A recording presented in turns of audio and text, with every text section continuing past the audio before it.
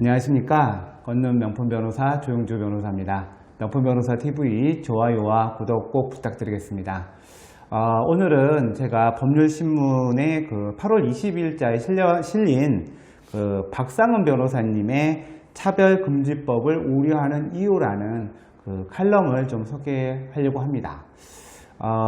착관법 만드는 사람들도 이 차별금지법의 문제점에 대해서 이번 달에 긴급하게 토론회를 가진 적도 있었습니다. 제가 사무총장으로서 사회를 받고 또 윤용근 변호사님께서 이 차별금지법의 어떤 법적 문제점에 대해서 세밀하게 검토를 하신 것을 발표를 하셨는데 우리가 귀담아 들어야 될 내용들이 많이 있었습니다. 일단 차별금지법이라고 하는 것은 당연히 인간 사회에 존재하는 불합리한 차별은 금지를 해야 되겠죠. 근데 이 차별금지법의 어떤 제목이 문제가 아니라 구체적으로 지금 법안 발의가 된 법안에 구체적인 조항들이 헌법적인 문제, 법체계적인 문제, 과잉 규제의 문제들이 있기 때문에 이것이 오히려 좋은 것을 만들려다가 오히려 다른 사람들에게 더 피해를 주는 문제가 발생할 수 있다라는 말씀을 좀 드리고 싶어요. 이 차별금지법이 이거를 진보냐 보수냐라는 기준을 가지고서 봐야 되는 거는 아니라고 생각합니다. 보수는 차별을 찬성하고 진보는 차별을 금지한다라는 건 아니에요.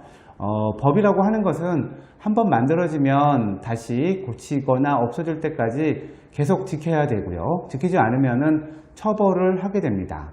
그래서 이 법을 처음 잘 만들 때 잘 만들어야 되는 것이지 무조건 법부터 만들고 보는 것은 잘못된 자세라고 할 수 있겠죠. 그래서 우리가 법을 만드는 데 있어서 여러 가지 절차와 시간과 토론을 두는 이유는 바로 법이 한번 만들어지면 없애기 힘들기 때문입니다. 특히나 잘못된 법이 만들어지는 것은 가급적 예방을 해야 되겠죠.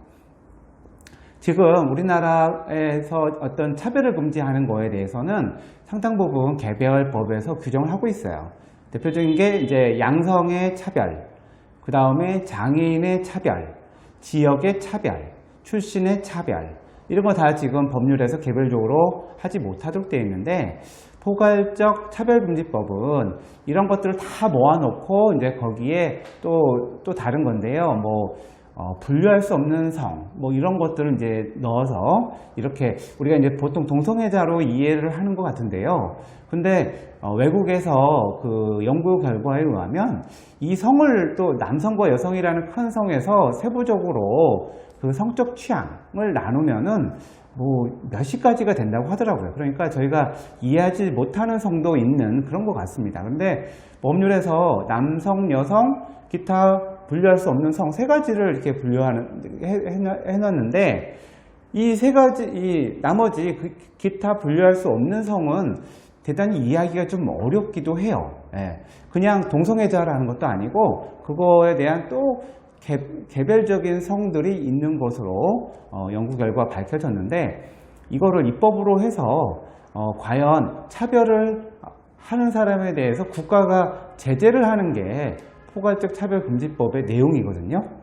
근데 만약 그렇게 된다면 사실 우리나라 헌법은 양성의 평등이라는 조항을 갖고 있어요. 그러니까 남자와 여자가 평등해야 된다고 되어 있지 제3의 성을 전제로 하고 있지 않아요.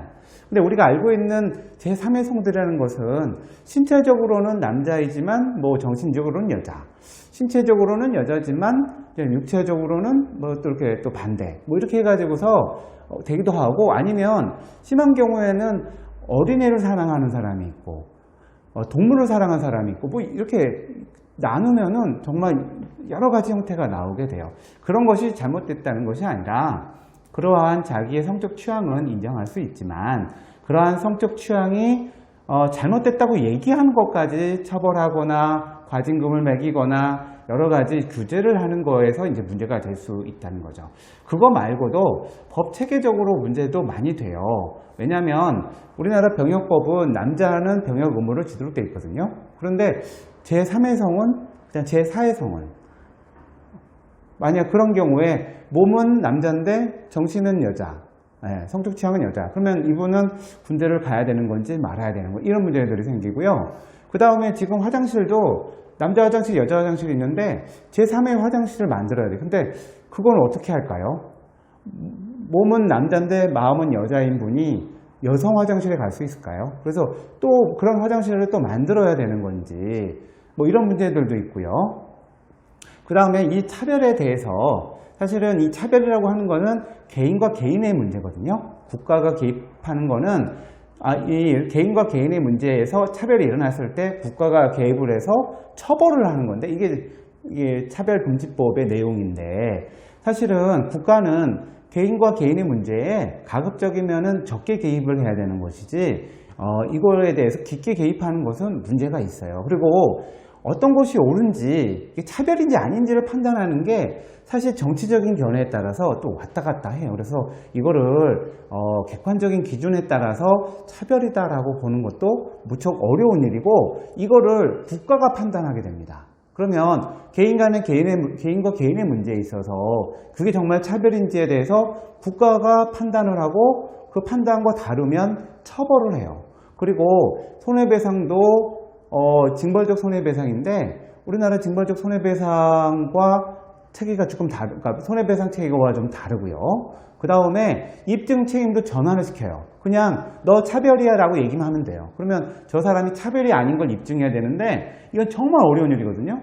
차별이라는 걸 입증하는 거가 그리 어렵지 않다고 생각되는데 이 차별을 입증하는 것도 입증 책임 전환으로 차별을 했다라고 지적만 하면 그 사람이 자기가 아니라고 입증을 해야 되는데 이것도 우리나라 민소소송의 입증 체계랑 또 달라요. 이러한 조항들이 이 차별금지법에 많이 들어있고 이거에 대해서 제대로 된 논의 없이 이 법 전체를 뭐 통과시켜야 있어야 되느냐 없어야 되느냐 이렇게 논점을 하게 되면 정말 문제점이 많이 생길 수가 있어요. 여기 박상은 변호사님의 차별금지법을 우려하는 이유도 차별을 해야 된다는 얘기가 아니에요.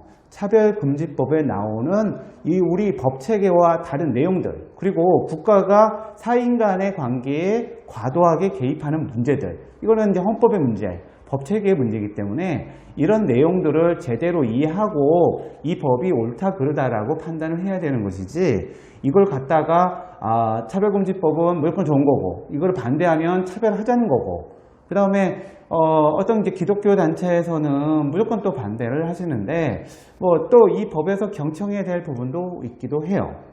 그래서 이러한 법이라고 하는 거는 어떤 일부의 사람들에게만 적용되는 게 아니라 국민들 모두에게 적용되는 것이고 한번 만들어지면 또 없애기도 힘든 거잖아요. 그렇기 때문에 법을 만들 때는 잘 만들든지 또 여러 가지 문제점에 대해서는 충분히 토론하고 국민적인 공감대를 가져야 되는 거거든요. 무조건 이걸 찬성하면 우리 편이고 반대하면 남의 편이고 이런 식의 시각은 상당히 위험하다라고 말씀을 드릴 수가 있습니다. 그래서 이 박상은 변호사님의 칼럼과 제가 방송 밑에 제 블로그 글을 한번 보시고 차별금지법이 어떤 문제점이 있는지를 한번 여러분들이 곰곰이 생각해 보시면 좋겠습니다. 이상 방송 마치겠습니다. 감사합니다.